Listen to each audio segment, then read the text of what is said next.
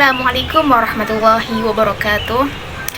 Di sini saya akan menyampaikan sedikit dakwah terkait prinsip komunikasi di era digital. Di dalam Al-Quran, tepatnya pada Quran Surah Al-Isra ayat 53, Allah berfirman, A'udzubillahi minasyaitonirrajim, Bismillahirrahmanirrahim. Wa qul li'ibadi yaqulul ladzi hiya ahsan, innasyaitona yanza'u bainahum, innasyaitona kana lil insani 'aduwwum mubina. Artinya, Allah memerintahkan kita untuk berkata dengan ucapan yang terbaik, bukan sekedar yang baik. Ini menunjukkan bahwa di dalam Islam, komunikasi itu bukan hanya soal benar atau tidak, tapi juga bagaimana soal cara menyampaikannya. Beberapa para ulama tafsir klasik, seperti Ibnu Katsir, itu menjelaskan bahwa ucapan yang tidak dijaga itu bisa menjadi celah bagi syaitan untuk menimbulkan permusuhan di antara manusia. Sementara Al-Qurtubi menegaskan bahwa perkataan yang terbaik adalah yang lembut, tidak menyakiti, dan tidak memancing konflik, bukan saat kita sedang marah.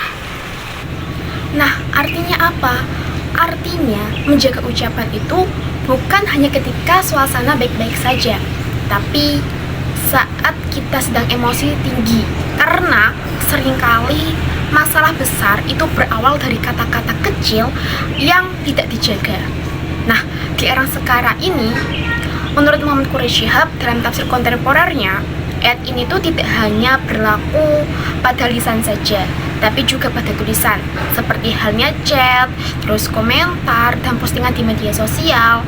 Jadi apa yang kita tulis hari ini, itu bisa dibaca banyak orang, kemudian disebarkan kemana-mana, dan dampaknya bisa sangat luas. Nah, dari sini kita itu bisa belajar bahwa di zaman sekarang, zaman digital sekarang ini, jari kita itu adalah lisan kita. Apa yang kita ketik akan dipertanggungjawabkan seperti apa yang kita ucapkan. Tidak ada bedanya antara ucapan dan tulisan di hadapan Allah. Kalau kita renungkan lebih dalam lagi, ayat ini tuh sebenarnya bukan hanya soal cara bicara, tetapi juga soal kedewasaan hati.